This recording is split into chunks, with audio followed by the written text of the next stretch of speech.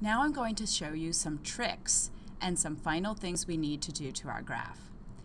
First off, if we had more than 10 people respond to one of our answers, what we can do is click on the 10 and say that there were 20. And that will allow for us to add more people. But as you can see, the numbers jump by 2s. So if you had 13 people respond that they like trumpets, then you're going to go halfway in between, and that's a 13 because it's between 12 and 14.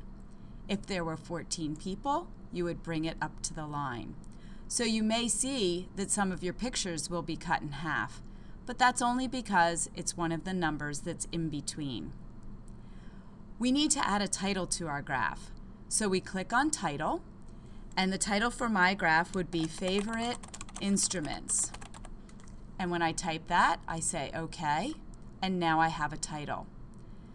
I also need to tell what these are down at the bottom. In this case, I click on my what. What are they? Well, they are instruments. And I say OK. Now another trick that you can do is if you didn't happen to find a symbol that you'd like to use, you can click on the bottom and just type the word. So in this case, I would type piano, and instead of showing a picture of the piano at the bottom, it shows the word. I would say drum and trumpet. So again, if I can't find a picture, I get something that's close, and then I would write the word for it at the bottom. Finally, we need to save our graph. So we click on File and Save.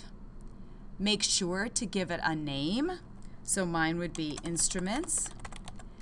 And then we go to our drop-down and we would click where our name is, and then click on Save.